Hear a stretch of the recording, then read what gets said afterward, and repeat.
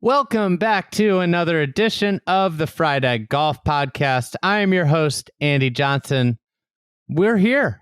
It is Masters Week. This is the 89th playing of the Masters, and I'm quite excited. I along with Brendan Porath and Cameron Hurtis from our team, will be on the grounds at Augusta National all week.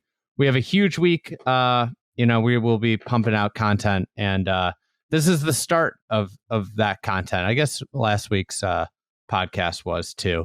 But I am joined by the great Jaime Diaz. Anybody that has read golf for the last 4 decades knows who Jaime Diaz is. One of the greatest golf writers really ever. And it was just such an honor to have him on the podcast.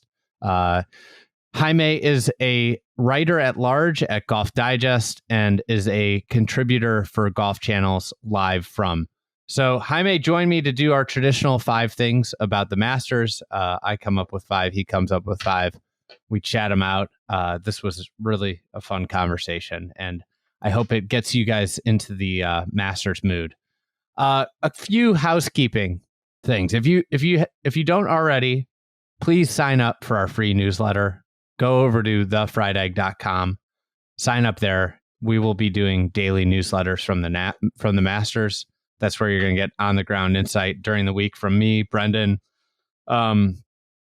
insights from some of our talented staff that are watching the Masters, like Joseph Lamagna, Garrett Morrison, Will Knights. And it'll keep you in the know of everything going on. I know we're doing a pool for this first major of the year. We should have some awesome prizes. It will be free to join, so keep your eyes peeled for that. And we still have some of that first major themed merchandise if you want to go over to our pro shop. So proshop.thefriedegg.com. There's some cool stuff in there. I am particularly high on that Mackenzie bunker gear. We just got one of the t-shirts at our house. My wife promptly stole it from me. So I'm going to be hoping for a return so that I can get another one sent out here. But Meg and our team, Cameron, did the illustration on that, did an awesome job with all of the merchandise. So go over there, check that out.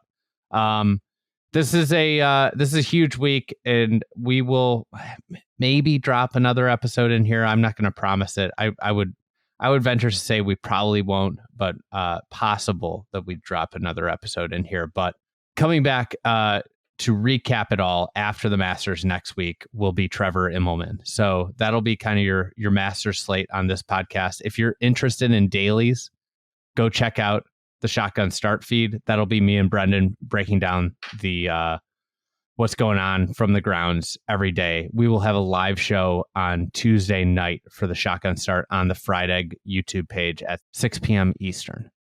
Before we get to Jaime, let's talk about our partner, our partner that has been with us for a long time, Bedrati. I think about my first trip to Augusta National, first trip to the Masters. It was I was riding in the car with Jack Lessing, who works for Bedrati, executive there. We were driving down from Sweetens Cove, and that's kind of the nascent days of this partnership. That would have been 2017, and it's been really cool to see their brand grow and our brand grow, and we've been able to do this Masters kind of partnership for years. So they have some awesome gear. Right now I'm wearing their Cool hoodie.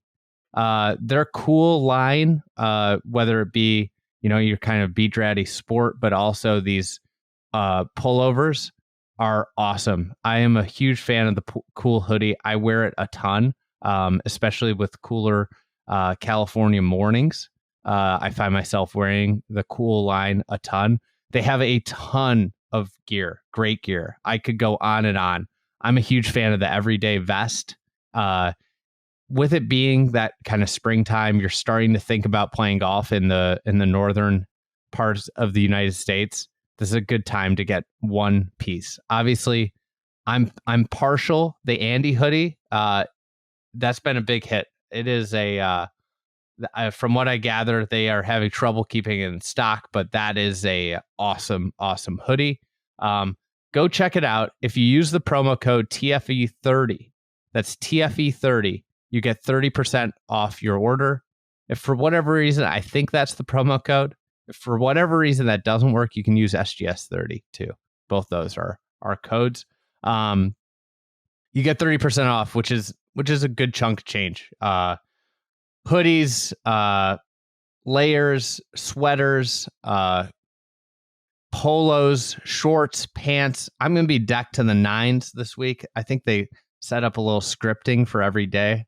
So Beadraddy can take care of all of your clothing needs. Check it out at beadraddy.com and use that promo code TFE30. Thanks to Beadraddy. Let's get to Jaime Diaz.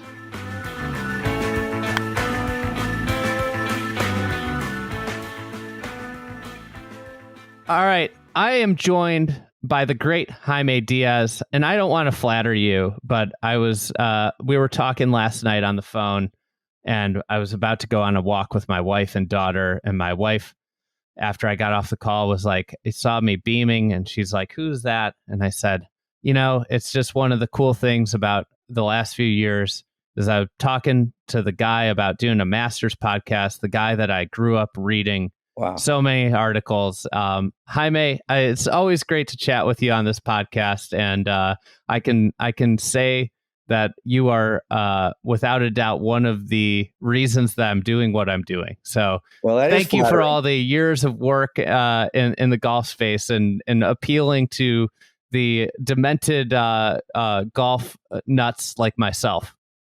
That is flattering, Andy. Thank you. And I got to compliment you guys on just taking golf journalism, golf coverage into a new direction. A lot of old guys, myself included, bemoan some things that have passed, the long form stories and everything. But it's also been replaced by more detail and more, I think, intensive everyday coverage than ever. And so it progresses. It's just been in a different form, a different format. And I'm proud to be on this format now because I'm definitely not, easily acclimating to it. But guys like you make it very comfortable. So thank you. I think and this is what everybody wants at the top of a Masters preview is golf media minute. But this is a golf media platform here.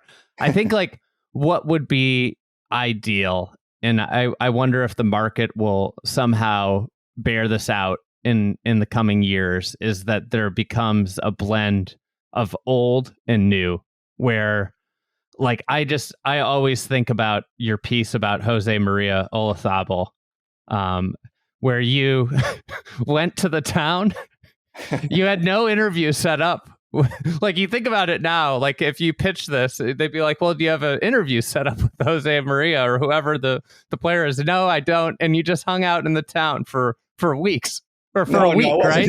This is legendary now. I mean, it's grown beyond what it was, but no, it was a function of, decadence and money, because Sports Illustrated had a lot of money in the mid 90s. They said, go see what you can find. And that was not a unique kind of assignment for people that they've had that. And they had faith in their writers, and I probably didn't deserve it as much as others. And others turned it into classic stories sometimes. But I knew Jose Maria, and I knew his agent, and I thought I'd find something. And I had done that with Golf Digest, just kind of showing up with Seve one day in Pedreña, and he was angry for about 5 seconds, and then he was like, "Okay, you're here. What do you want?" And but Jose Maria had rheumatoid arthritis, and he was holed up in his house, and I went to the to the gate where they had kind of a, what would you call it? Not a microphone, but and I can't think of the word right now. Just you push a button, you talk into the speaker, and he came to the phone, and at that time I heard, he really was having a hard time walking, and it was very earnest. And he said, thank you for coming. But I promised the first interview to Di Davies, who was a British writer, I think with The Guardian. Might have been The Independent. I can't remember, but he was very much one of the OGs, so to speak, over there. And Jose Maria is such an honorable guy that he wanted to respect that. So he talked to me a little bit, But then I talked to his agent for a long time in a nice kind of little restaurant for about 5 hours. So I got plenty of material. But it was, kind of on a whim. Let's go see what you can find, because he was a mystery man. And of course, he did make the Ryder Cup in '97. And that was an incredible moment when Seve introduced him after, he had looked like his career was over. And everybody was crying, and it was a very Spanish moment. We're going to get to the Masters, but I got to ask this question while we're here. With one of my pods, the Shotgun Start, we do historical look backs, and my immediate thing whenever I come across a player that I might want to profile in a historical look back, I will search their name in SI Vault. And the stable of writers, I feel like in the 80s and 90s was just extraordinary. You read some of this writing and it's just absolutely incredible. Is there like a particular piece from the years you were there or before you were there that stands out to you as like, if you're a golf fan, you should look for this article and read this article.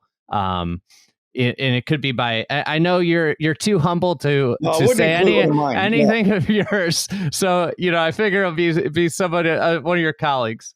No, it definitely is not humility. I was a utility infielder there. And oh God, you're so modest. No, I was very proud to be there. I mean, and it was just the best thing that ever happened to me, to be hired there and have as many years as 14 years.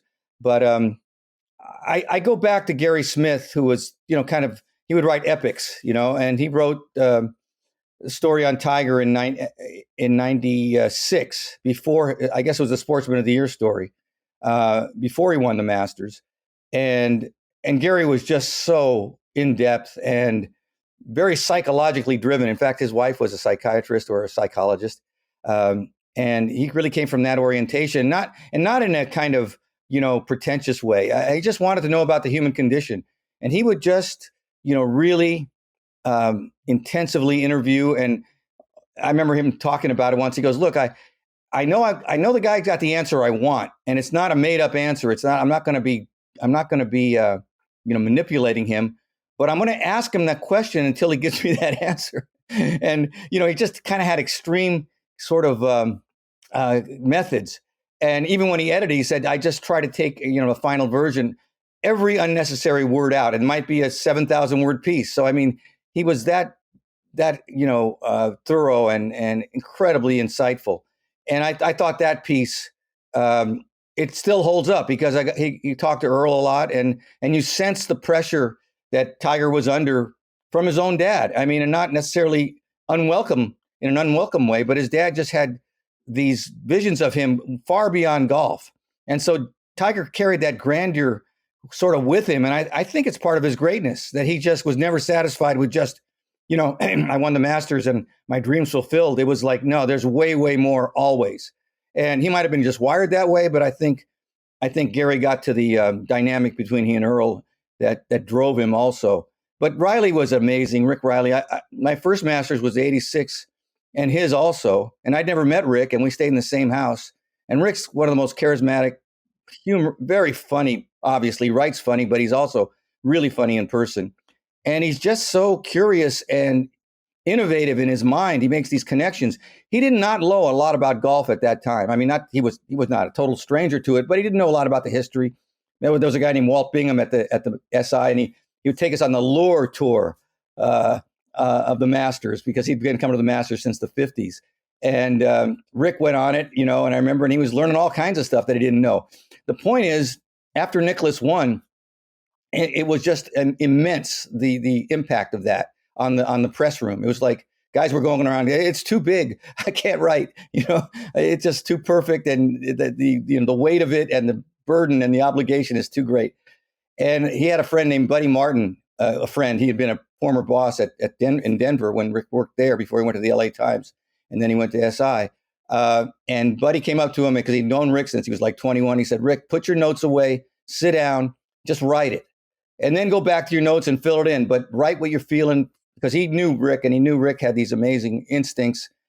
And able to connect things in just the ways that made him so famous and rightfully so. And Rick wrote just the greatest story, I thought, game story, best one almost ever to me. I guess maybe because I knew the conditions of it. But that's when I was new I'd been at SI a couple of years. And I just said, man, I'm just so lucky to be here. These guys are so much better. But I can draft off of that and get better myself. And so it wasn't jealousy ever with Rick. I just thought this guy's so gifted. And there were 5 or 6 guys like that. Steve Russian. I mean, you go on, almost everybody. And it was a great privilege. It's awesome. I love that, you always, when you have journalists on, they know the hits to play, and you pulled out 96 Tiger, 86 Jack Nicklaus. I'll throw one from my personal reading. I haven't read them all, but my favorite one that I've ever read was Garrity's piece. I think it was Garrity's piece on Vijay Singh. Yeah, that was tremendous. Yes. Where he told basically the story of Vijay Singh playing, hitting balls under a mango tree next to an airport. And he went to Fiji. He went to Fiji. Did he not? Yeah. That was SI. Go to Fiji. Vijay Singh selling trophies of tournaments that hadn't been contested yet because he knew he was going to win. Like, just incredible insight. I've told John this. When I used to get blocked, especially on Sunday night under pressure, or Monday morning, even more pressure, because the deadline was always Monday morning. I wouldn't do it Monday morning, but I would do it Sunday when I was like, oh my God, I'm kind of freezing here. And I carried 2 or 3 of them with me, but if I was home, I'd look at maybe 3 or 4 others. Stories by Garrity. And there was a grace about him in his writing, and a precision and a flow. It was, I don't know, I could almost internalize it. And I knew John really well. We had a lot of nice talks. He was a mentor in many ways. I don't know if you know John. He's just such a gentleman, and, so thoughtful, but never overbearing, and, just reserved, but brilliant, and very, very talented. He was a great musician as well. And his words were like music. But anyway, they would get inside me somehow, and it would free me up. And there's certain guys that you kind of, I could never write like Rick, or obviously Dan Jenkins, but certain guys I felt like, that I could aspire to the style at least. And Garrity was that way. Yeah, I'm not a natural writer. I'm very envious I'm so envious of when I see the guys in the press room that just like, they just put the computer up and they just go, and I'm like, I wish I could cook like that. Me too. No, I mean, Jenkins. I remember watching Jenkins writing. This is like '84. I just started at SI, and it was in Oregon, of all places, at the Senior Open. If I'm not mistaken.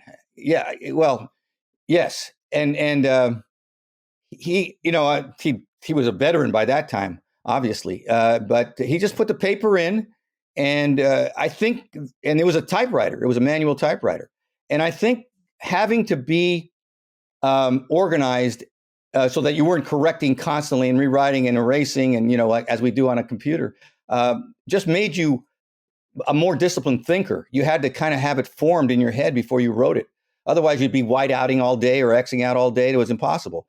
And Dan's copy was notably clean always. So he was writing in his head before he wrote it, which, sometimes we play with words, and the computer does that. But I think there was a level of concentration that took that might have made those guys even better.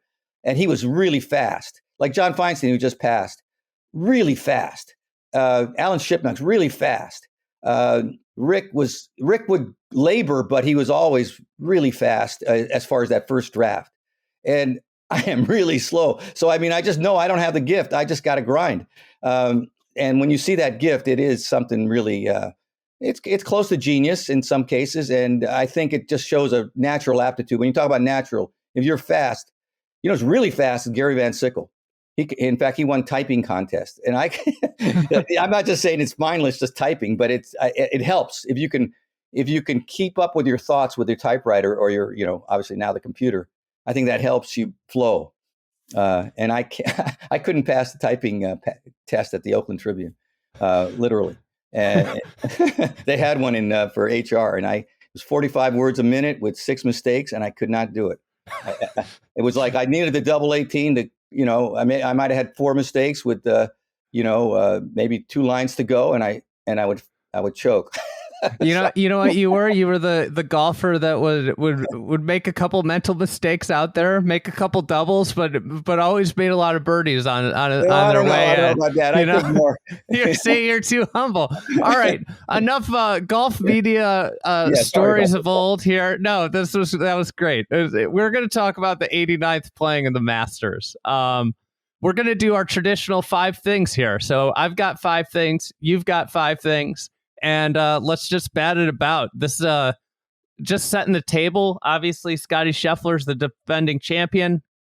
And the weather it's interesting early in the week, but it looks like a delightful weekend ahead at the Masters, where we're going to have really, really nice weather from basically Tuesday on. It'll be chilly early in the week and then warming up to a nice weekend at Augusta National if all holds. So, Jaime, it's been a while since we talked. What's your first thing here about this Masters that you're looking forward to?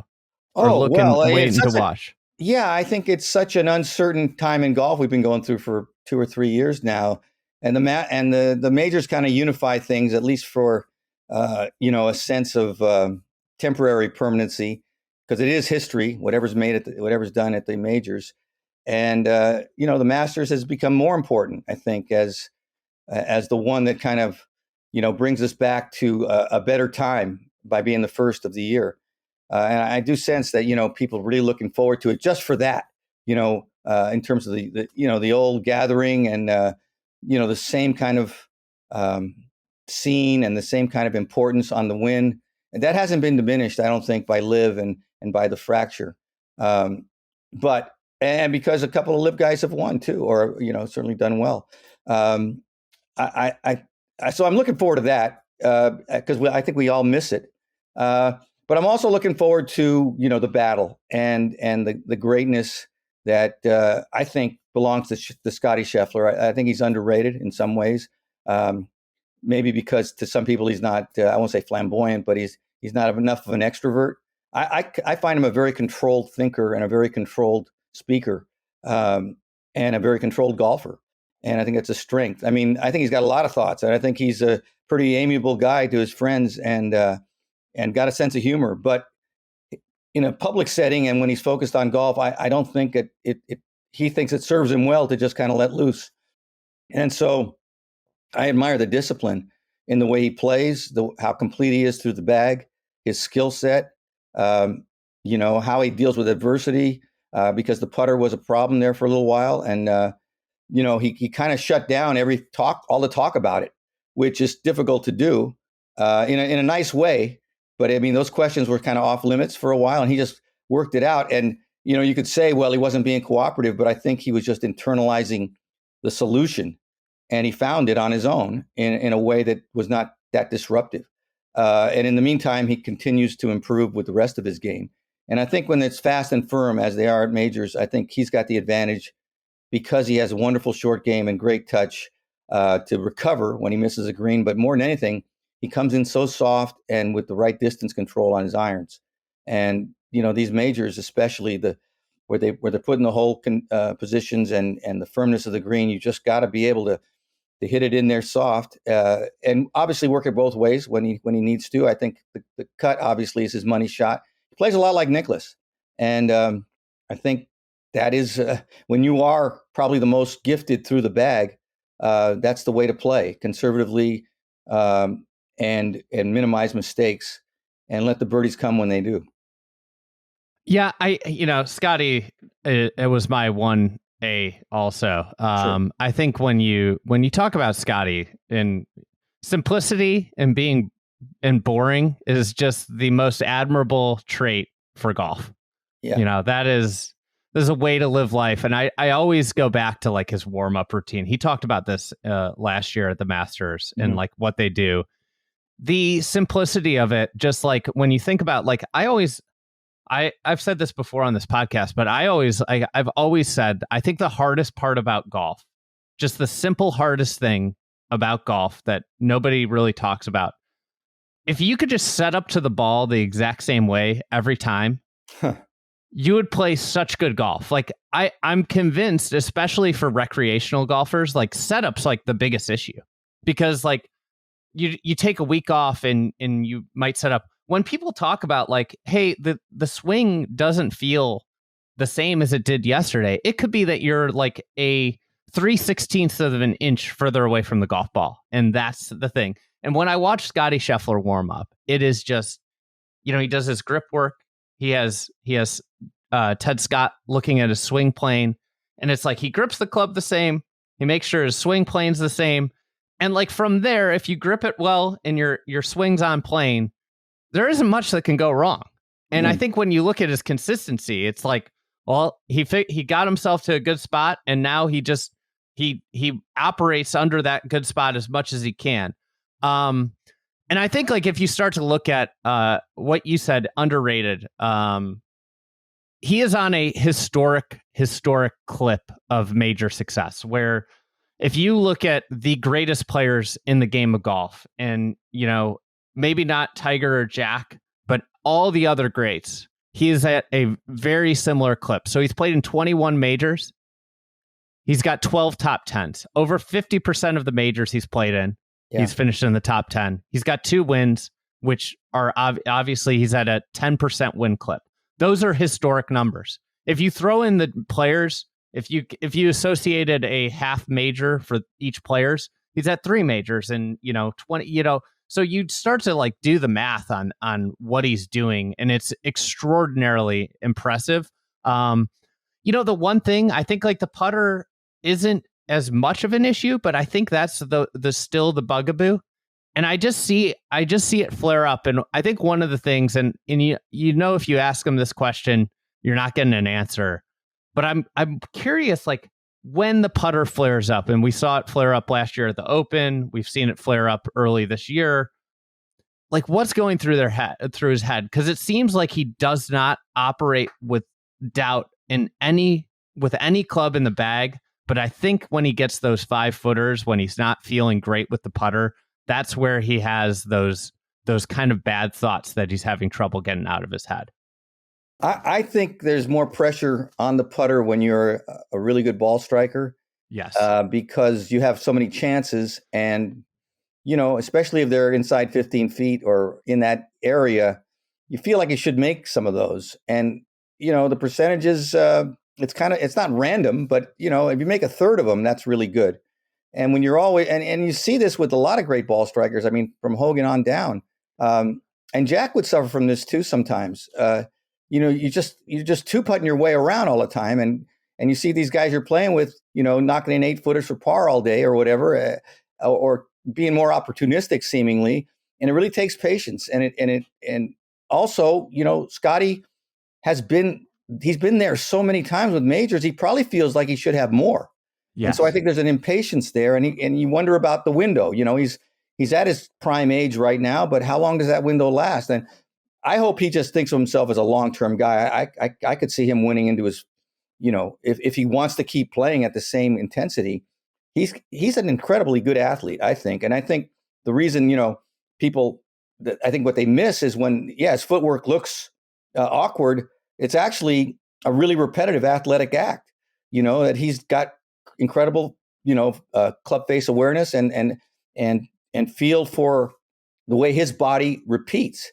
And so his legs move around, but you don't see him spraying it. So there's something there that I think we should appreciate as opposed to look at as a flaw. And I just think, the nature of putting is, the most random part of the game. You can hit great putts that don't go in. And I think when you're really great and really ambitious, it might be harder to put up with the misses. And I think, everything about him would indicate he'd have the maturity to handle that. But I think, especially because success came very quickly there for a moment, the pressure and the expectation increased. And I thought his putting issues, whatever they were, and we're a little bit hard on him with the putter because he's got such a high standard in every other part that we look, okay, that must be the weakness. And it's really not. but I think his putter, his stroke, his mechanics look great, and it's just a mental barrier at times. And I think he'll learn to handle it better as he goes along. And just hope that the motivation and the intensity continues, because I think that's the hardest part to keep up. I think when you talk about Scottie, one thing that doesn't get talked about enough, and I don't necessarily like that expression, but just when you listen to him talk about breaking down a golf course, when he gets a little nitty gritty on, like, you realize that he, like, the depth and the level that he's thinking about a golf course is so insanely high. Like, he really knows how he's going to attack and what he's doing around a golf course. Something I heard, an anecdote I heard this year at the Players, was when they went to Bay Hill, and you think about, like, the modern tour player, and the ideology of tour play right now is, like, just hit it as hard as you can and go find it. I heard at Bay Hill, he had, like, a very simple strategy. He was taking speed off. You never hear of guys taking. Right. He was taking speed off, prioritizing fairways at Bay Hill. And if you look at it, he led the field in strokes gained off the tee that week. He hit a ton of fairways. He was teeing it down, kind of hitting a cut, taking speed off the driver. And then you, like, look at, and he's hitting, like, high 160s, low 170s ball speed regularly there. Then you go to Houston, and he's in contention. And obviously, I don't think he had the results. He was frustrated with Bay Hill because I think he drove it so well and did not score the way he wanted to. But you go to Houston, and there he's hitting high 170s with the driver. Like, you don't see guys fluctuate like that, but that's just him taking what the golf course gives you. And I think when you talk about Augusta National and players that have such success at Augusta National are the players that understand what the golf course is giving you and not pushing the pedal down when in inopportune moments. And I just think Scottie is so comfortable because of his short game. His short game is so good. He's so comfortable just dumping a ball out to a side that gives him green to work with or an upslope to work with.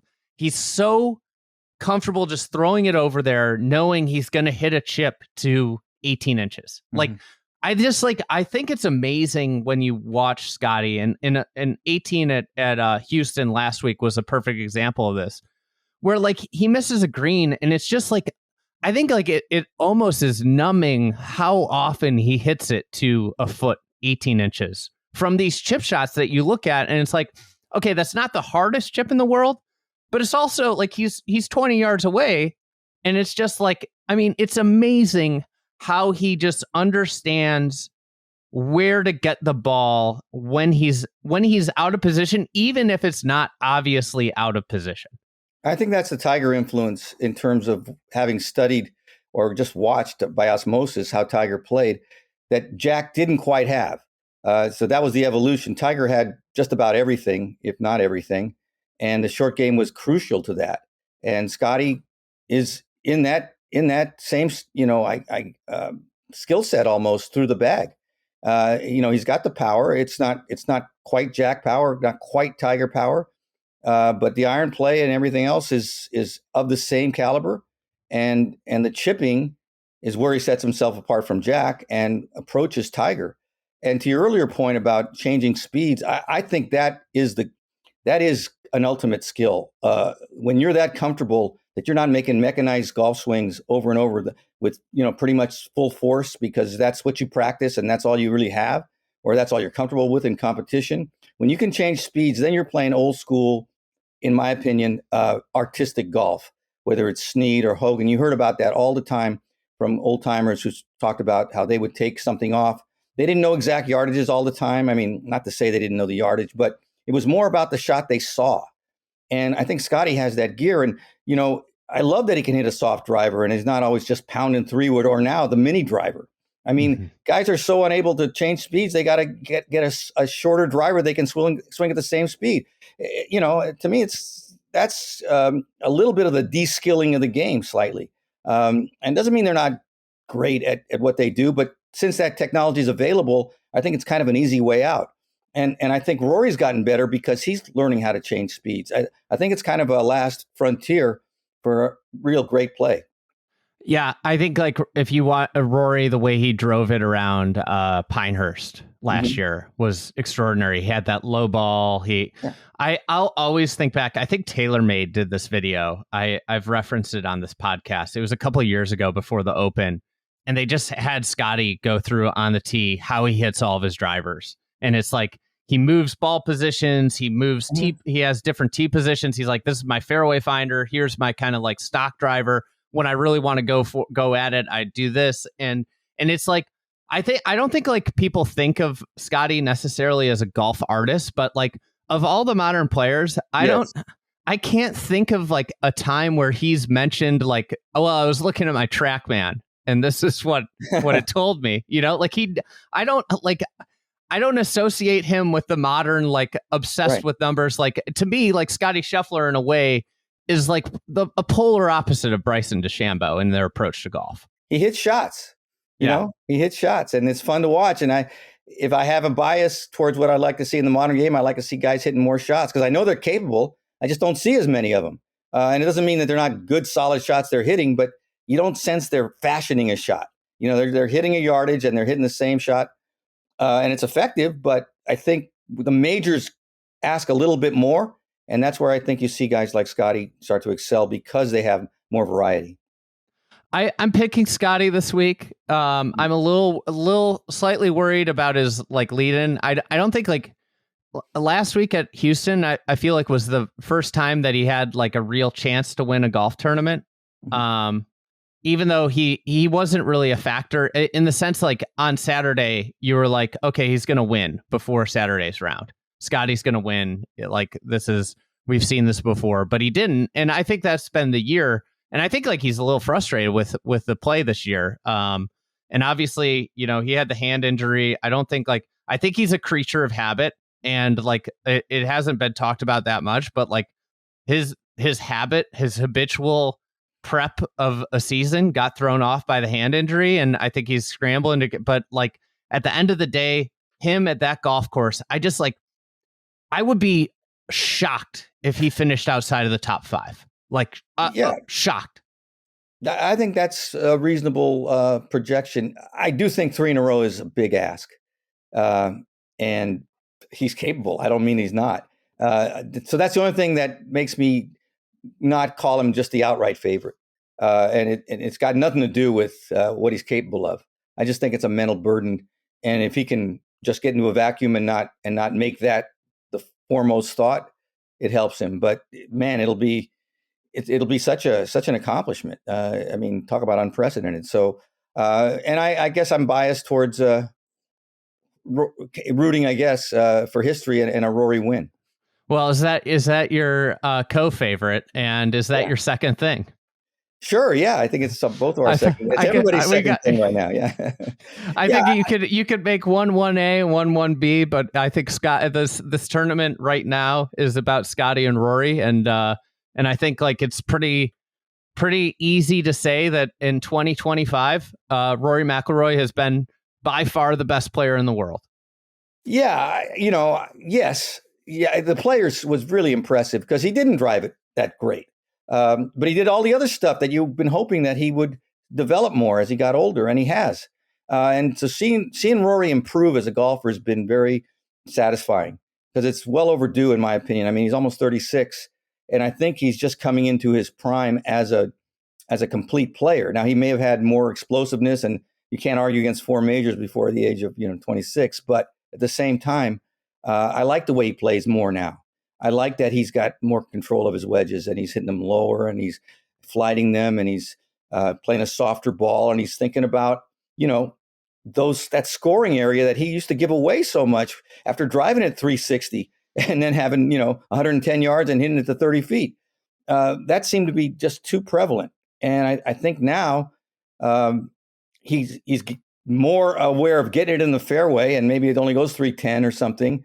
And then really focus on that second shot because, in talking to, I think, people who've really studied the great players, someone like David Ledbetter especially, Ledbetter, who's just intimately familiar with developing great players and working with them.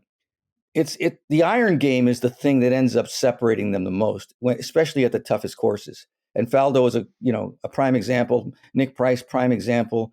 He's worked with everybody, obviously, and he just feels like, yeah, you can be so just overwhelmed with the talent of someone with speed hitting an incredible driver. But the thing that ends up winning them tournaments is just getting it on the green, pin high, with chances over and over with few mistakes. And I think Jack played that way. I remember once talking to Arnold Palmer, what was the best part of Jack's game? He goes, his irons, his middle irons. He never missed a green. He goes, he was so hard to play against. Trevino, people talk about Trevino being the greatest ball striker other than Hogan or with Hogan. And, he drove it perfectly so often, but the irons were always pin high. Johnny Miller. These are the geniuses of, I think, the best way to play, which is, you don't let yourself have to scramble a lot. And you have control of the golf ball and you know where it's going to land. And I think it started with Byron Nelson and Hogan. I'm sure every player has played that. Barden probably played that way, but I just think it becomes more evident when you start looking at the differences in the majors. And it's the iron guys. And Rory's not been there. Norman was never quite there, as good as he was with the irons. It was a bit of a weakness, and it cost him a lot. And he won a lot of tournaments, obviously, but it was hard in majors to capitalize because he would make the mistake. And Rory's made the mistake, and I think he's just making fewer of them, and it's made him more likely to do it finally. I think something that gets a little glossed over also is the short game. How good the short game is for Rory. I mean, you watch that final round of at Pinehurst number 2, and you see the up and downs that he made that kept that round going, that got him into the position to be ahead.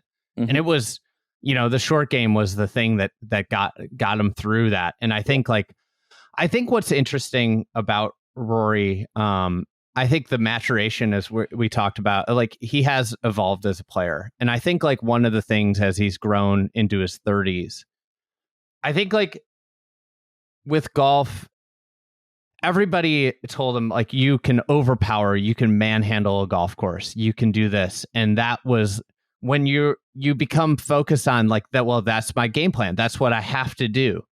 I think what he's realized is I'm going to overpower a golf course, whether I try to or not. Yeah. That's just going to happen. And what's changed is in the recent years where he's become this extraordinary US Open player where the golf is the hardest. What's changed over the years is and especially I think this year when he talked about, I want to play more like Scottie, is the realization that what he has to do is just avoid disasters.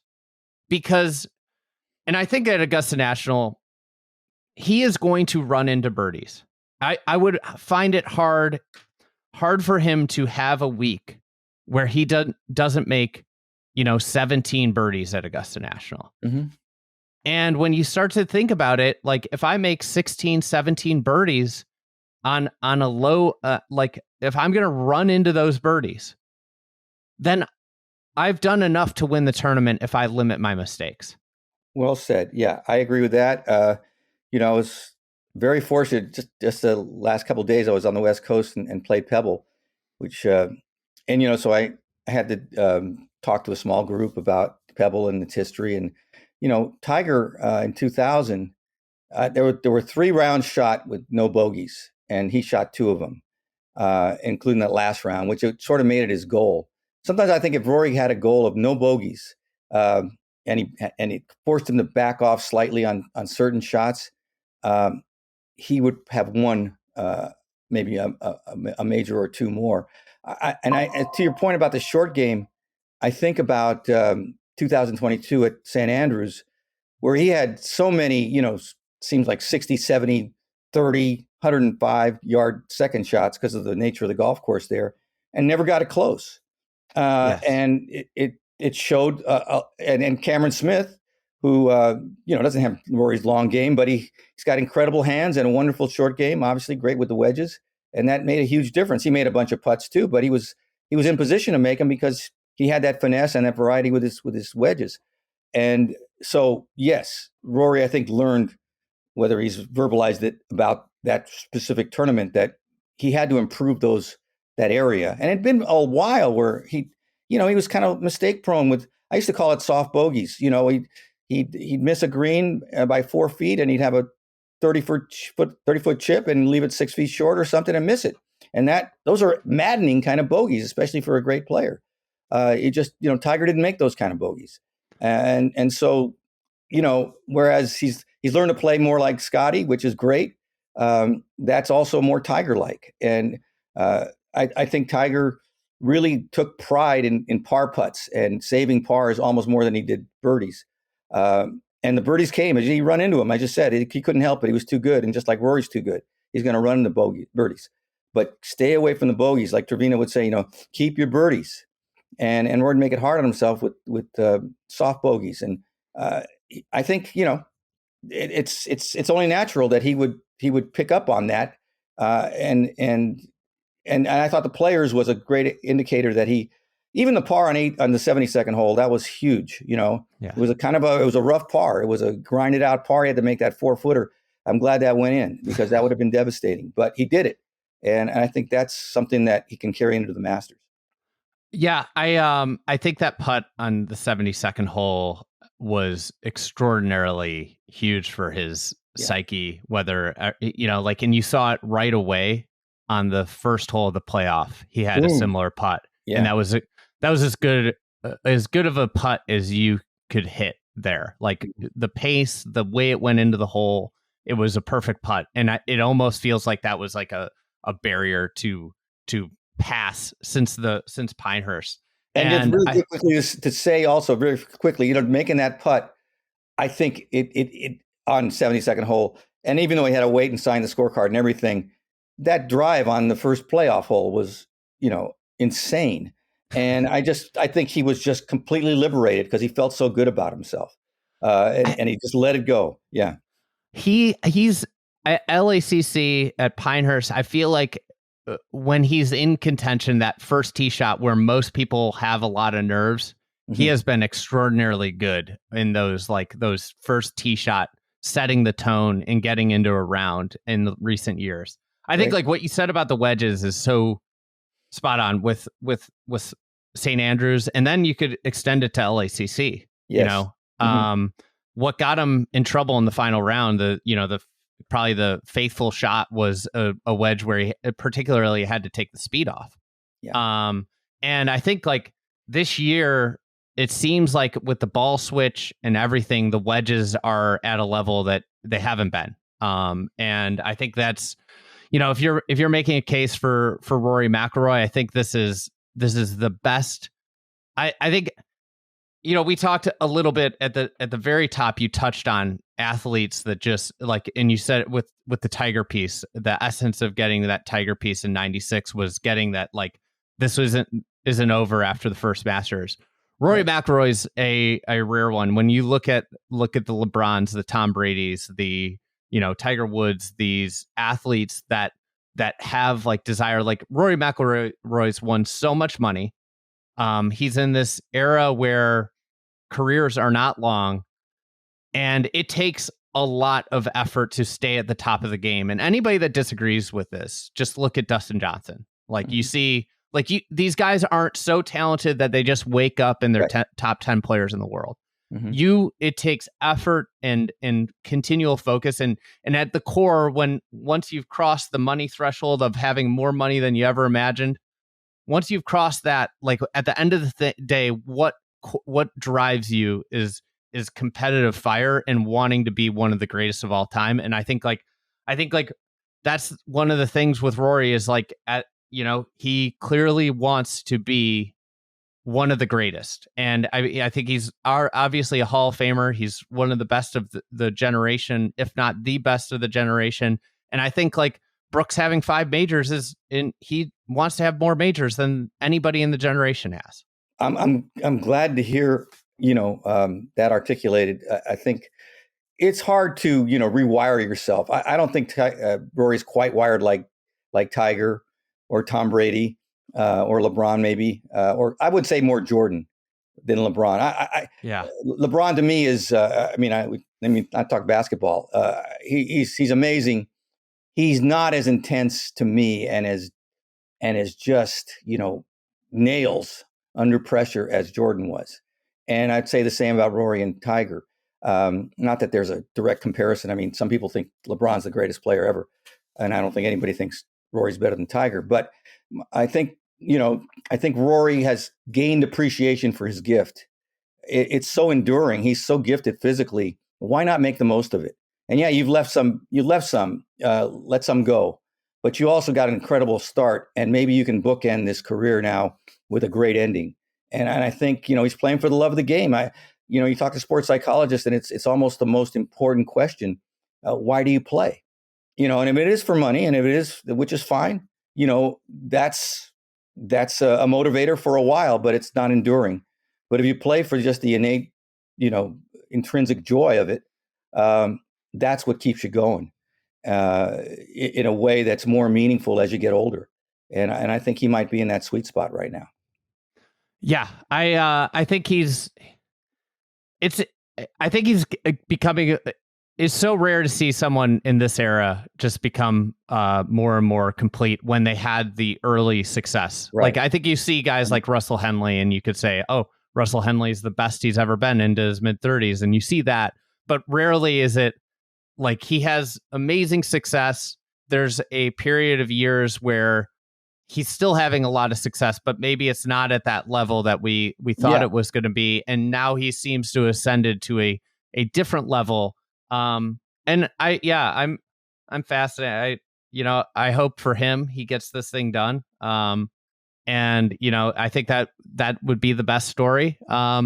Is this guy that everybody said was tailor-made to take down Augusta National, has banged his head against the wall for so many years and finally gets it done.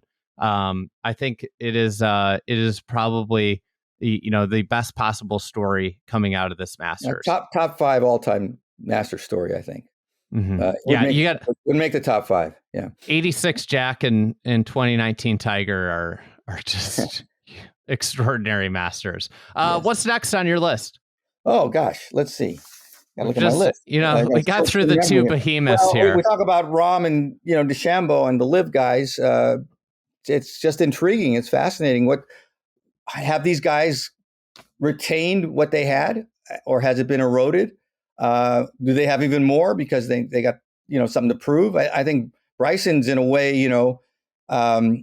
he's still on the high from the U.S. Open, and he might be feeling really good about himself. And I think it was T6 last year. I mean, he's very capable at Augusta. I don't buy that. He doesn't have the classic Augusta game because he's not really a touch guy. Having said that, what was outstanding at Pinehurst?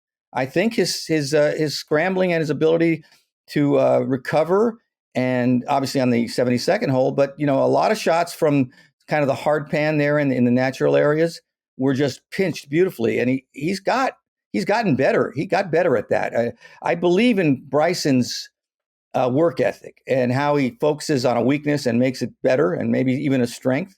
And so I don't think he's trapped by his style of play or by his approach to the game. I think it's flexible, and I think we've seen him get more accurate and slightly shorter with the driver and focus more on his control.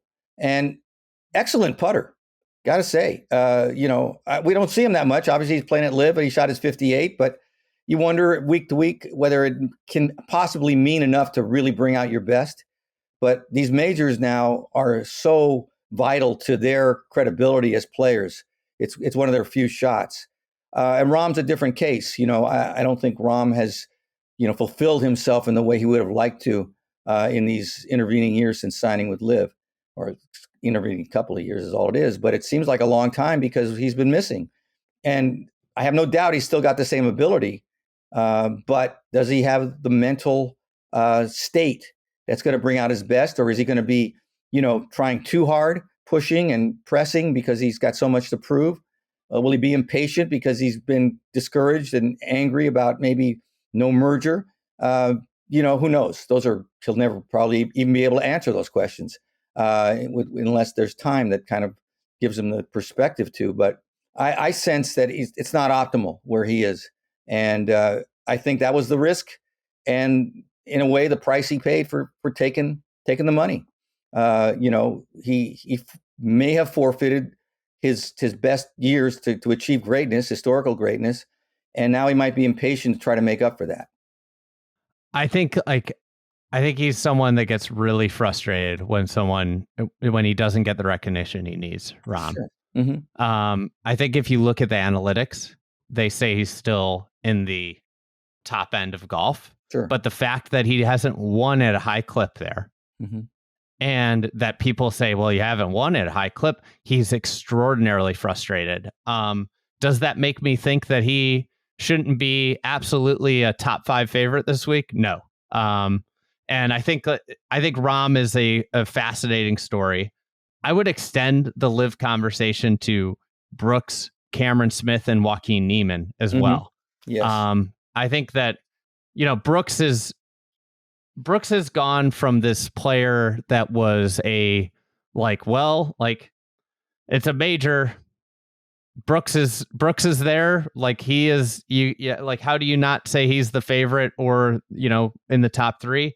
So we've moved into this phase with Brooks where it's he could win. He could also finish 42nd. And, right. It's really kind of like a box of chocolates type situation with Brooks Koepka.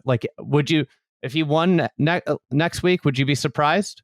I would be, but I was surprised when he won the PGA, because first of all, it looked like his career was really threatened and might even, in his mind, been very close to over, and probably motivated him to sign with LIV. And then to see him recover physically enough to win another major, and then still have the firepower in his game, is an eye opener. But I don't know. I just feel like this has been a deadening period for those guys. And it's hard to turn it on and off motivation wise.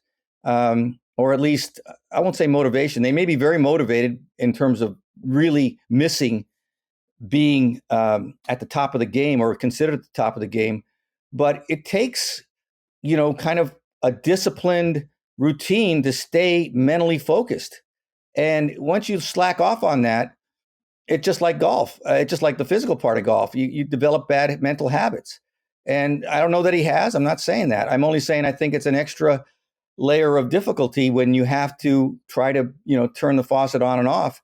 Whereas, someone like Scottie or Rory, it's a more consistent approach of mental intensity and not taking your foot off the gas, because you're going to get passed. You're going to get boat raced if you're not sharp mentally out on the PGA Tour. You may not win, and I'm not saying they're optimal every week, but they're closer to it. And so and Brooks has been, I think, almost unique in that he's got 5 majors, and yet you never thought of him as a week-to-week guy as a favorite. On the PGA Tour, you always thought, well, he's saved him for the majors, and he could do that, and so maybe he still can. But I don't know. I've always been so impressed with Brooks when he's won, because he's so together through the bag. Excellent putter, great chipper. You look at him, he looks like a power guy, but he's really a touch guy too. But he's also a guy who has, I think, a challenge caring enough to really make it important. Obviously, the majors brought that out. Will they still? I think there's doubt. That's all. Yeah, I think that something that doesn't get talked about a little bit is what is Brooks Koepka? What would he be if he was playing every week on the PGA Tour right now? And I think something that doesn't get talked about is if you went on the range 5 or 6 years ago, maybe 7 years ago, and watched Brooks Koepka, you would be in awe of him hitting a driver. And I think the way the game has changed, and physically for him, he's had physical issues that he's had to overcome. I think if you go on the range and watch him hit a driver right now, you're not like, oh wow, this guy is in a completely different tier than these other guys. Part of it is that the youth, there are more people that drive the ball like Brooks Koepka. And part of it is where a player like Rory who was, that has been that way his whole career, has continued to ascend. Brooks has kind of stayed the same.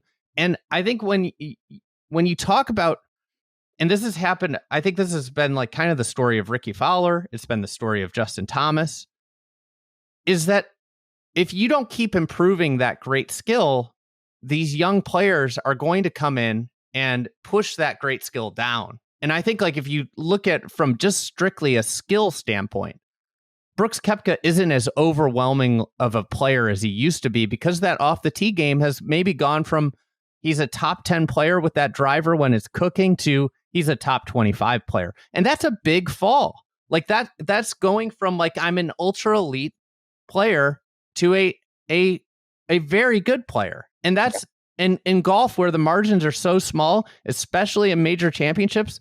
That's a big deal. I remember watching him, Rory, and Gordon Sargent play a practice round years ago, and I was in awe of and I think Brooks at that point was physically not in a good spot, but I'm looking at him like, God, he's 40 yards behind these guys, and that's not, that's something to be noted. On the Cameron Smith aspect, I just wonder, this is the thing with LIV, and we just talked about with Rahm. Like, I just wonder what LIV makes guys. This is the perfect golf course for Cameron Smith. He's been okay in majors. Like, we haven't seen him at that 2022 level, but that, we're getting to the point where it's a long time ago now. And I'm just curious, like what it is we'll get from him. He's one of my favorite players to watch when he's in the mix. And it's been, one of the departures I've been most sad about, because I just enjoyed watching him play golf against the best players in the world. Yeah, I love guys with Cameron Smith's skill set. I love great wedge players, great finesse, and that's the art of the game in many ways. But I do kind of equate him, and I don't think it's a coincidence, with Patrick Reed, who maybe even had a better short game than Cameron. And they both, declined. And again, and they're very different people. And I always thought of Patrick Reed as extremely hungry and extremely competitive, but he seems satisfied. I mean, he's really dropped off. Cameron Smith gave us kind of an indication years ago when I don't know if it was an interview from Australian journalist or not, but he talked about, he hoped to, win some championships maybe, but really what he wanted to do was sit back and open a coffee shop in Melbourne or Sydney or somewhere, And I don't know, I don't think you ignore that kind of comment, especially look at someone like DJ, so talented. I mean, DJ was the best number one as far as sustained excellence after Tiger. And now DJ looks like he's semi-retired. DJ will never get the credit he's deserved of the 12-year run that he had. And no one will be more fine with it than him. Yeah. And that's, I think, the secret to him. He, I don't think he's got any regrets. Greatness and all that, historical, and maybe it will when he's 60 years old, but at the moment, I don't think it moves him very much. So he's the kind of guy that, made the right call for himself, probably, and strictly from, economic factors. So, we're talking about these guys. There is an edge. There is an edge you need. Tiger kept it for a long time. I'm sure it takes a toll on you as far as the stress level of your life and maybe your the balance in your life. But the really great ones, and Jack was maybe the model. He somehow kept, to all accounts, a very balanced life while still being the greatest player.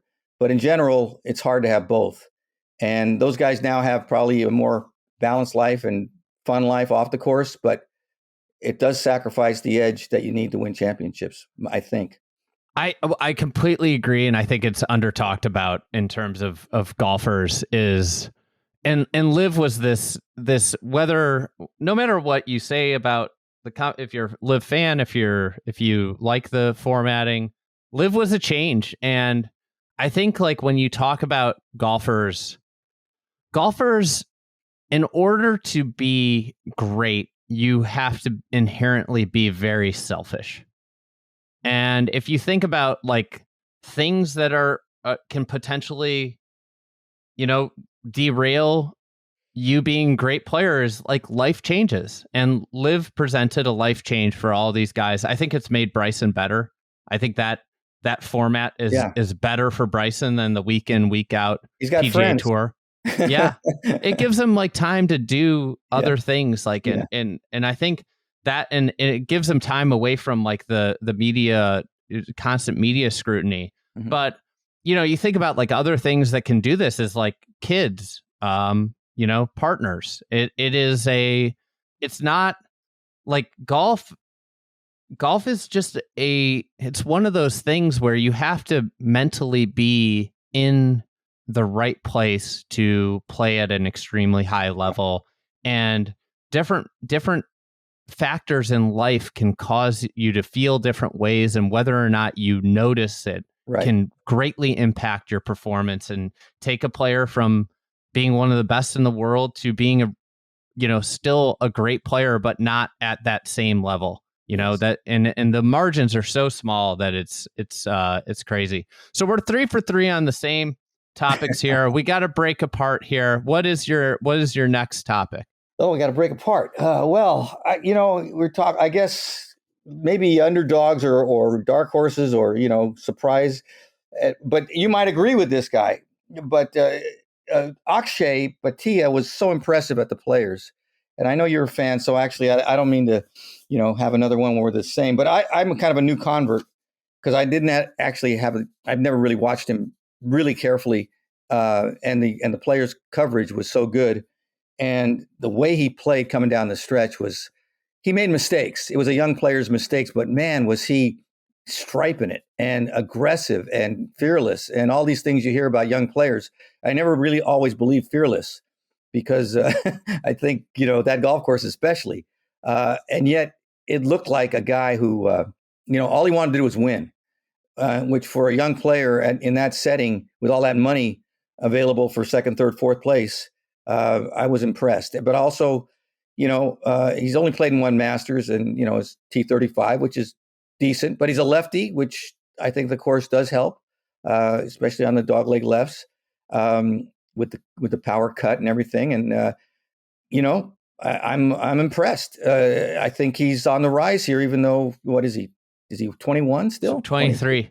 23 now. Yes. Excuse me. You said that yesterday when we were talking.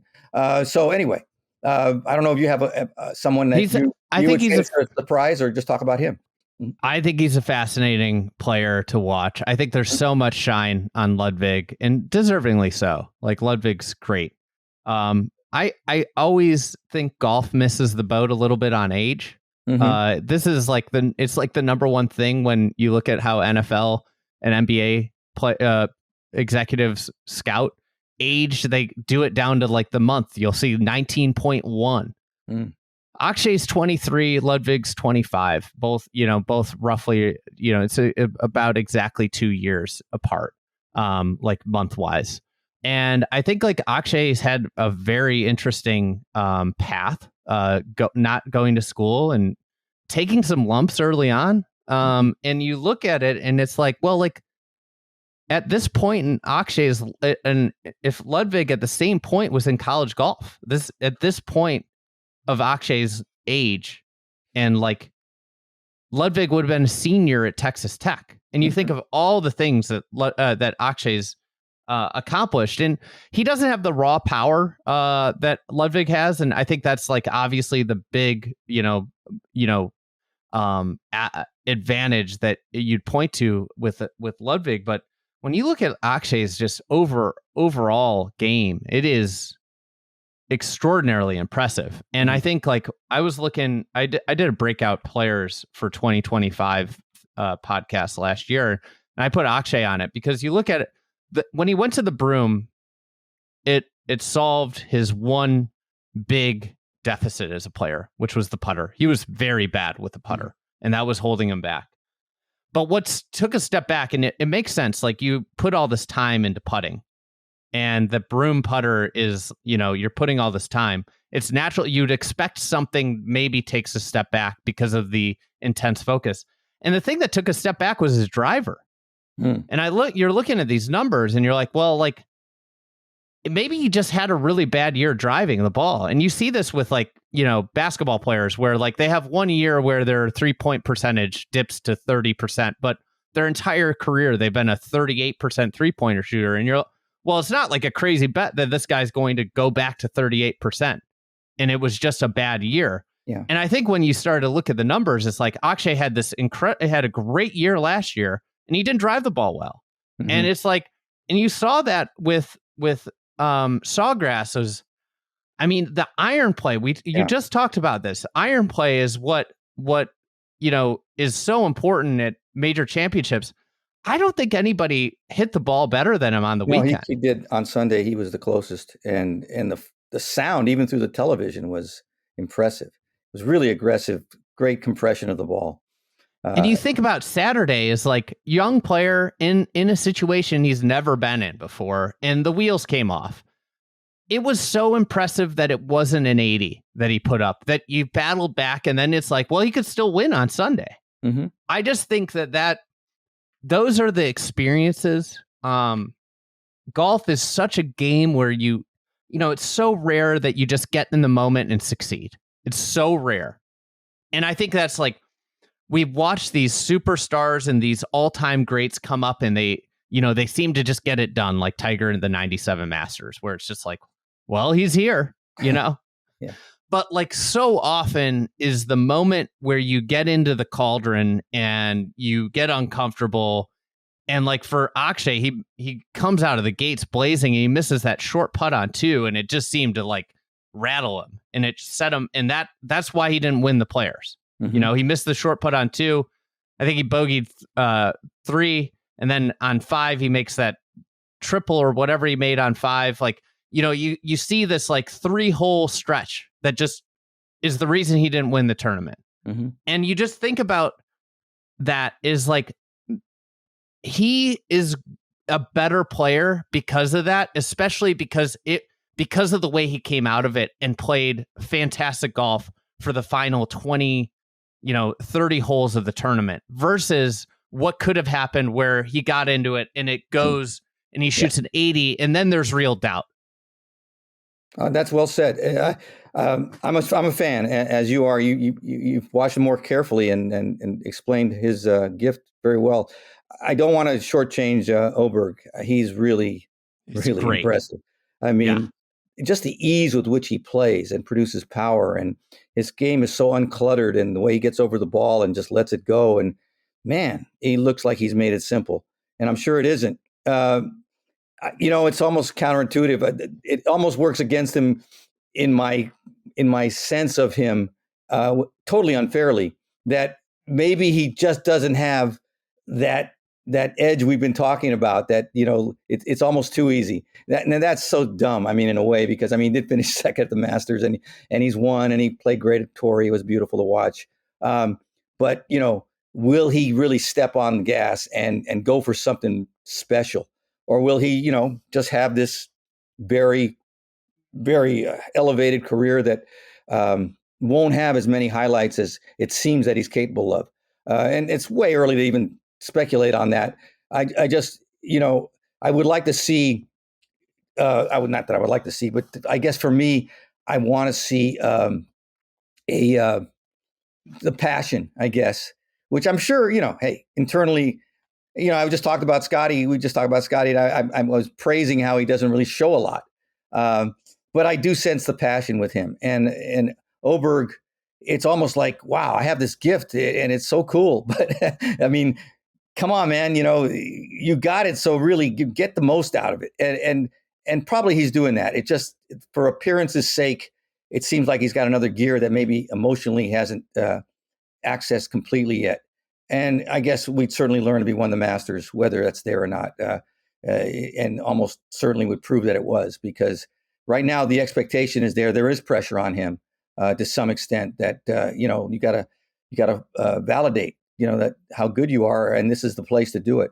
But anyway, by the way, we didn't talk about rollback if you want to, but I'm prodding you towards that one if you want to, but maybe you got another. Well, I was gonna play off this. I put a poll up on Twitter during the Players about Ludvig, who has a better career, Ludvig, Akshay, and it was like 90% Ludvig, sure, overwhelming. Yeah. Mm-hmm. And I just think, like, if we look at Jordan Spieth, and this is one of my 5 things, and Jordan Spieth and Justin Thomas, if we had done a similar poll at age 24 when they're both 24, it would have been 98% Jordan Spieth, 2% Justin Thomas, and we're getting to the point where it's very, obviously Spieth has the one extra major on Justin Thomas, and I think probably overall a better major record, but I think we're at this stage where it's like, well, like, you could probably make a case that Justin Thomas's career might end with a better career. So it's extremely hard at young ages to project who's going to evolve as a player into their early 30s and mid 30s, and who ends up being a better player. Yeah. It's one of the things that makes golf such a beautiful game to watch. You start to see these arcs of careers, whether it's Adam Scott and Sergio Garcia, how mirror images they almost are. And you could debate who was better when they were 24, and now at age 40, whatever they are, you could debate who's better.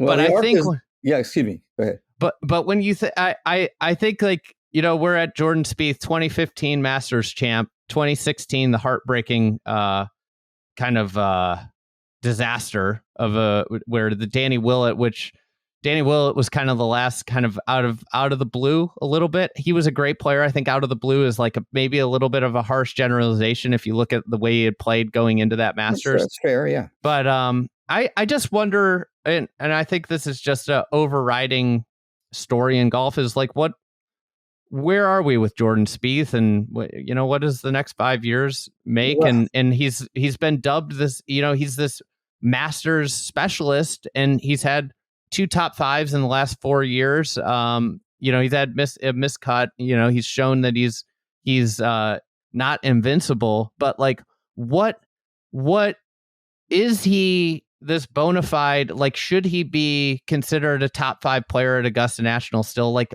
to me, I just haven't seen enough from him in the last couple of years. No, I agree. I think he's dropped out of that top 5. And I think, that the reason the arc is so interesting in golf is that, the physical game sustains longer than it does in other sports. And it comes down very often to what you have inside and how badly you want it, and how you manage your mental game in a way that's productive, as opposed to allowing the game to kind of wear you down. And I do think, though, there are different playing styles that are more likely to wear you down.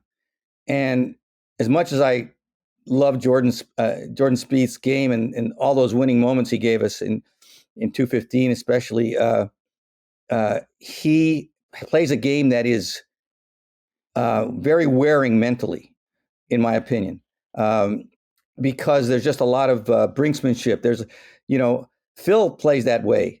But Phil capitalized in ways that made it satisfying because he had power that kept him in the game when he was hot. And Jordan doesn't have as much power, obviously. He's trying to get longer. I wonder sometimes if to the expense of maybe his brilliance with the shorter clubs. I'm not sure. I mean, that happened to Luke Donald. I'm not putting them in the same exact category, but I just think Jordan's got a more complex kind of equation to solve going forward, because if he's not striking it well, it just, he's not going to get away with power sort of, giving him some easy birdies on par 5s. He's got to work for the whole thing more than other players with more power. And then to rely on brilliance with the putter and rely on short game, genius, that's a hard way to go. It just, you've got to keep pulling it out of the fire. I think of Seve, and it wore him out. He just didn't hit the ball well enough to stay with the other guys, Norman and Faldo, and the other guys Lyle, they just hit it better than he did. And he was the genius, and everybody loved watching him. He was the most entertaining and charismatic, but he was under weaponized, so to speak. He didn't have enough. Even with all and then finally the stress of that ends up eroding your putting, and it's just hard to, Trevino, two things that don't last: dogs that chase cars and pros that putt for pars. That's an old hoary, old cliche, but I think there's a lot to it. And I think Jordan's tried to get better ball striking, and maybe he has, and maybe from this wrist injury, his mechanics are going to improve. And I would like nothing more than seeing that. But for the moment, I think he's outside the top 5 because he just doesn't have the physical kind of long game that you need to just keep hanging over 72 holes. I think when I think about Jordan Spieth, and his career is kind of like 2015 is when I started doing this, and like I just think about all the years I walked a practice round with Spieth the week before Aaron Hills, and I'll never forget. I was it was like the Sunday before, and him and Cameron McCormick were talking about getting to Jack's 18 and how they could do it. And you just think about like that moment in time and where we are now. And it's pretty wild. Like at that moment in time, I think golf, it was like, well, this guy could be the next double digit guy, and they're talking about like how to get to 18 majors.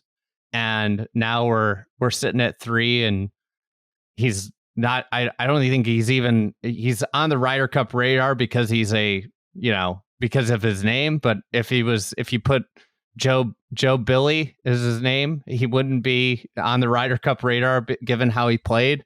And I think, like, to me, it's when we talk about Scottie Scheffler, his approach to the game, the simplicity, Jordan Spieth to me is like the potential casualty of constantly searching. And I think like you could put Victor Hovland into this bucket, and we don't know where this is going to go with Victor Hovland. But when you play golf swing more than you play golf, and you go down the rabbit hole of tinkering and trying to change your fingerprint as a golfer, you run the risk of losing your complete identity as a golfer. It's a huge risk, but I think there's times you got to take it if you really want to get better. I think Faldo took it in the mid '80s. He was a good player and won tournaments, but he didn't like the way he played in majors. He knew he lacked sort of the compression of the golf ball, the flighting of the golf ball, and he wanted better technique. And I think Jordan's a really smart guy. And if they were talking about 18, I think that would have included, we got to get to be better ball strikers. I don't think he was but there. I think you look at it, he was maybe the best iron player in the world. He was a decent, good iron player, but he didn't drive it particularly long or straight. It was, to me, and he wasn't blowing people out. I mean, the Masters, and, he started out, he would have those rounds where he made everything, and it was incredible, but they were mostly narrow victories. He was not dominant. He was not killing people like Rory did, or certainly Tiger did. And Scottie on occasion has too. He just had more game. I don't think tee to green Jordan had that kind of game to be thinking about 18 majors. And I'm not saying they were seriously, projecting that like it was some kind of plan. It was a nice thing to talk about, I'm sure. And he was, feeling great about what he'd accomplished. But I think if he looked deep into himself, and if Cameron did as well, they'd go, we got to get a little better tee to green here if we're really truly going to be dominant players. That was my impression. I mean, I loved his game. It was fun to watch it, and I'm not making it sound like a little game. And he was a really good statistically iron player. He had a lot of game, but not that kind of game, not the dominant kind of game. And so I think he's done. I think if you asked his peers too, the players going up against him, I think there was belief that you can't make the putts he was making. Right. No, it was unsustainable. And they were, yeah. I think they might have been like, what is going on? How does this guy make so many putts? And they've netted out. Now if you talk to him, it's like, yeah, you can't putt like that. Like, that was out of this world putting. I don't think that's unreasonable. And for whatever reason, Jordan started to have some problems with short putts. Mm-hmm. And, that's definitely something that a dominant player can't keep going on, being dominant with. So anyway, I don't mean to make this a critical session on Jordan. Are Are there parallels? Would you say that a safe parallel could, and obviously Ben Crenshaw had health issues that caused, would Ben Crenshaw be a comparable career? Could we, I wouldn't rule out a late win for Spieth, but he just doesn't seem to be the guy that when rolled out here when he was 22. It's not far off. I think Ben was a brilliant putter. As a young guy, he was a powerful, very impressive ball striker. And he got on tour, which a lot of guys do, to your point. He realized mechanically he wasn't very consistent with his golf swing, and he wanted to make it better. And he got a little lost, and that set him back. And then he was always kind of going back to try and find that natural feel he had when he was, he kind of famously said, I think I was a better player when I was 18 or 19. That was the best golf I ever played. I didn't think, I just did. And that's to your earlier point about don't mess around with your fingerprint. But I don't know. I think the best players get better technically in a subtle, not overbearing way that leads them on a too risky journey. I think Jack made a lot of adjustments over his career. The golf swing changes, but you got to know what you are and what kind of change matches who you are. And I think that's where it gets scary when you start trying things that maybe just don't match your personality or your physical makeup. And I think Victor Hovland's brilliant, and he may be on a really interesting journey that finds a higher pot of gold than it would have had he not tried to change. But the risk is high. And I think nowadays, though, with the money, what it's like, it may be more feasible to try to change occasionally and go for the optimal, as opposed to just staying with what you got and having, good success and knowing it'll be more consistent, but never reaching the ultimate. I think you might see more guys go for the ultimate now. And maybe the technology and the teaching knowledge is higher, perhaps. Some would argue that it's not. But not many players have done it. You could say Faldo. I'm not even sure you could say Tiger. I think Tiger with Butch, and then he was great with Hank. And as an iron player, he got better with parts of his game. But some would say the best was 2000. And, at the same time, physically you were road. So you have to make changes as well. And Jordan's now got a wrist injury, so he's going to have to make changes anyway. I'm not really coming to any conclusions here. I just think that it's to just say, I'm just going to stay with what I got. Seve should have stayed with what he had. When you get out there and you start comparing yourself against the other guys, you know what you're missing. And it's very, very difficult not to try to aspire to some of the strengths that other players have if you want to beat them. All right. I think we're in the same bucket with Spieth.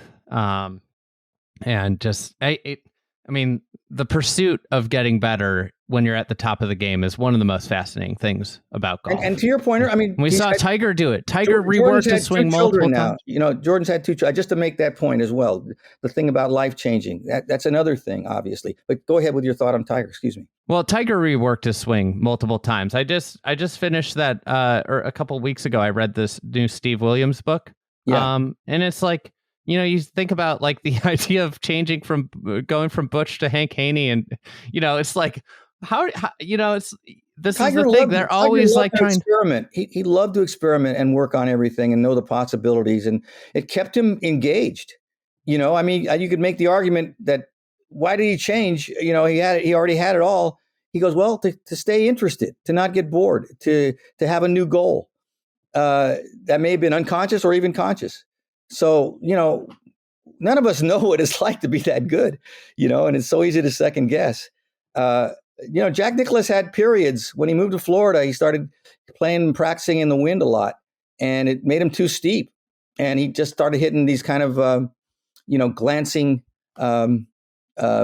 cuts, and he lost the ability to really square the club up. And he learned that he'd gotten too upright, and he changed, and then the 70s came, and he found a nice groove, and then he lost it again. And then in 1980, he went to Phil Rogers, and he again flattened his swing a little bit more. It's just you've heard this, Andy. I mean, those guys wake up every day, and it feels a little different every day. And on the range, maybe the challenge is to find something that's going to feel comfortable within your own parameters, but it might be a different feel every day. All right, this podcast is called 5 Things About the Masters, and we're both at 4 here. We have to get to 5, and I want to be conscientious of your time. What's your 5th sorry about thing? that. I thought we were at 6. Oh, no. Well, we each are at 4. Okay. Oh, we go. So that's actually 8. Okay. Yeah, we're at 8. Oh, well, that's how we get to 10. We, I just thought it was 5 communally. Go ahead. My last thing, and I'm curious. This is, I think, like, what's happened is because of Rory being on this Masters thing for 11 years, Grand Slam watch. The discourse of who's the best active player without a Masters has it's a foregone conclusion. So I was thinking about it, and it's like, who's the best player outside of Rory that hasn't won at Augusta National? Because it always is going back to Rory, and it has for 10 years. And I think we're at this juxtaposition where we have like a number of players that, like, it's like, okay, yeah, they'd be a great Masters champ, but we're always going to go default to Rory would be the one that we want to see to be the first Masters winner. And then I with your brain, I think the historical, I'd love to know the historical, who you think the best player without a Masters is. Okay, you want me to start? Well, on the record, it's probably Trevino. If you don't count Hagen, because he only got to play in 1 or 2 Masters. Trevino had 6 majors, but he never really came close to winning. It wasn't a golf course fit for him. Well, there's a lot of things that were at play there. A lot of it was mental and not feeling comfortable and having a conflict with Cliff Roberts, and a lot of things that put him out of the mood, so to speak. But it was not a great fit. But Nicklaus, one of the reasons Trevino turned it around was Nicklaus told him, "Why aren't you playing in the Masters?" And that was, part of the conversation. The most important part was when he said, you don't have any idea how good you are. You can win anywhere." And hearing that from Nicklaus just changed Trevino's own self-image. And he went on a run, and that was in 71.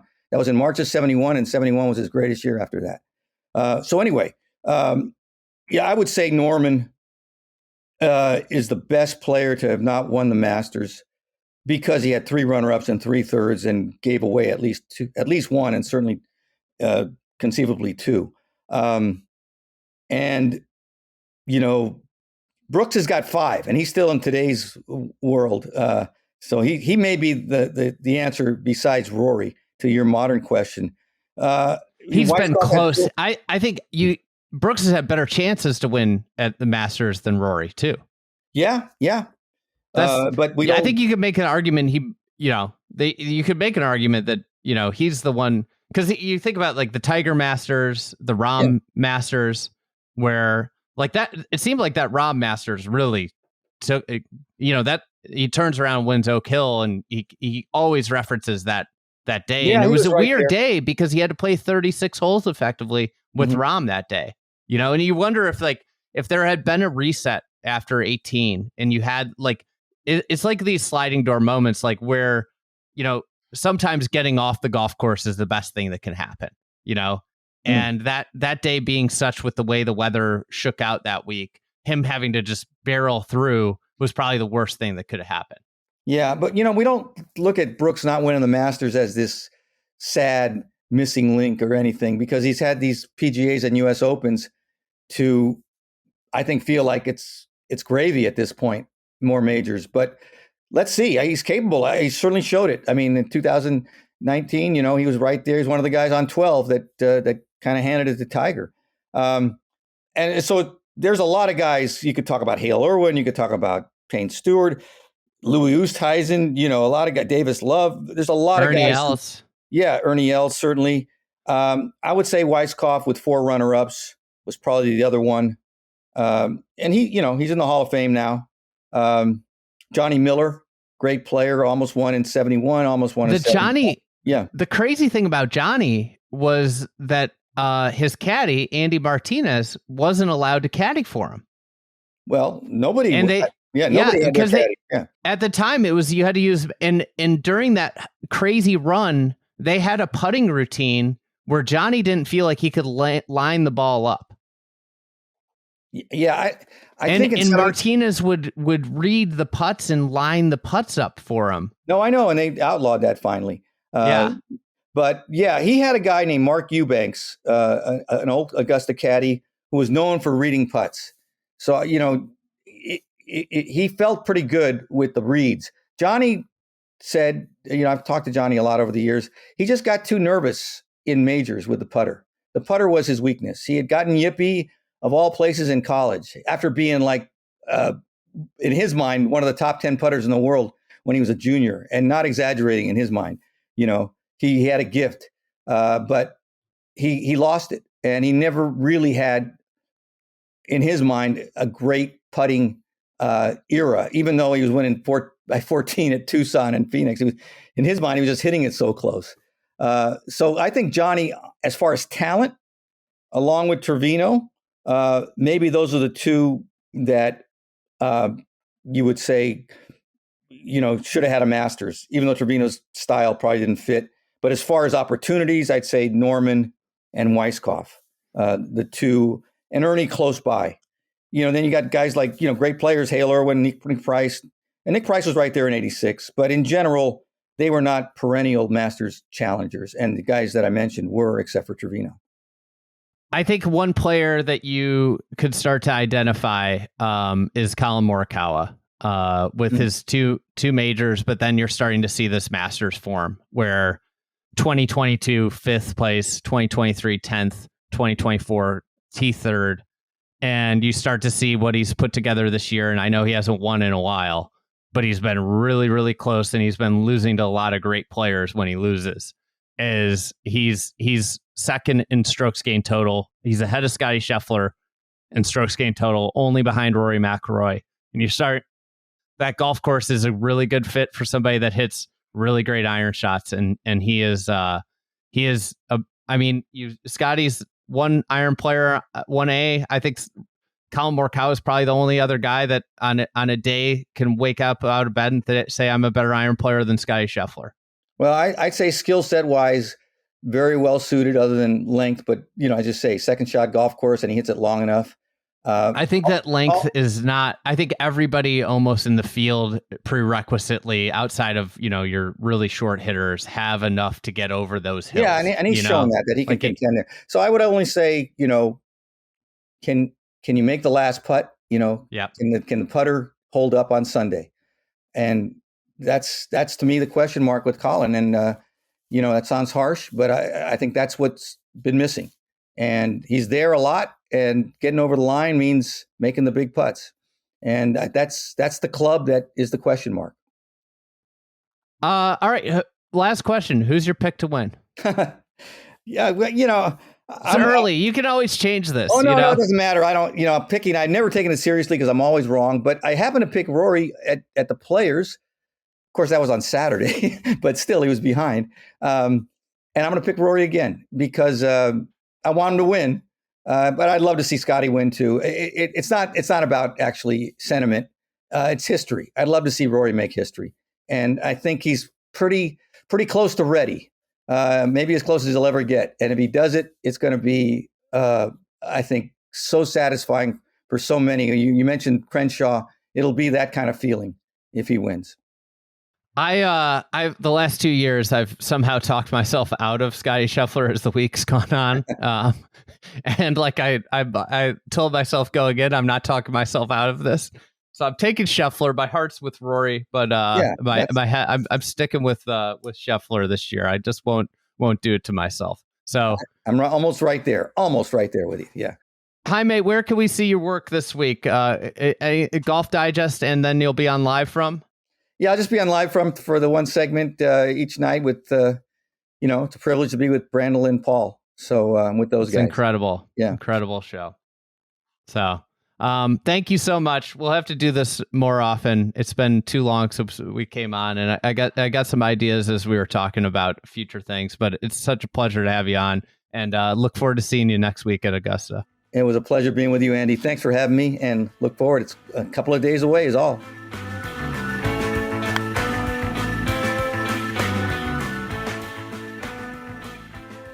All right. Thank you for listening to another edition of the Fried Egg Golf Podcast. Big thanks to Jaime Diaz. That was fantastic. And huge thanks to PJ Clark for editing and producing this podcast. PJ will be in Augusta. We're trying to get him on the grounds.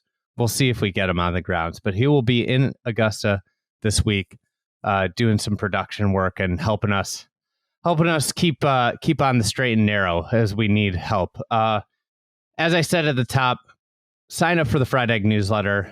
If you're interested in daily podcasts, check out the Shotgun Start. We will be breaking down all the action from the grounds. And I hope everyone has an awesome Masters week.